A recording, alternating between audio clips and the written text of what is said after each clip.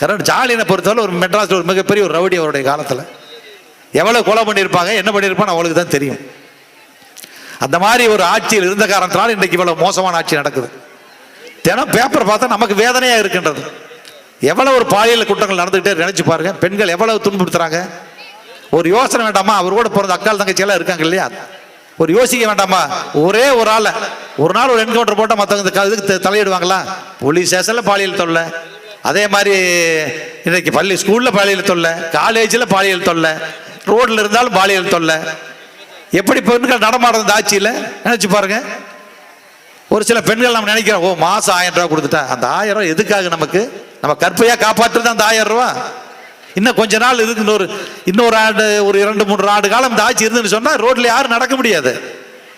திமுக ரொம்ப அத்தனை ரவுடி பயிரா இருக்கிறான், இல்லை சாராயம் விற்கிறான், பிராந்தி விற்கிறான், கள்ள சாராயம் விற்கிறான், போதைப் பொருள் விற்கிறாங்க, கஞ்சா விற்கிறாங்க, கஞ்சா சாக்லேட் அவையில ஒரு ரூபாய் கஞ்சா சாக்லேட் விற்கிறாங்க. நம்ம குழந்தைகள்லாம் ரொம்ப பொத்தி பொத்தி காப்பாற்ற வேண்டி இருக்குது. யாரா ரோட்ல சாக்லேட் கொடுக்குறான்னு ஏதோ பஸ்லையோ கார்லயோ சாக்லேட் சாப்பிட்டானா அவ்வளவுதான் மடங்கி விழுந்துருவாங்க.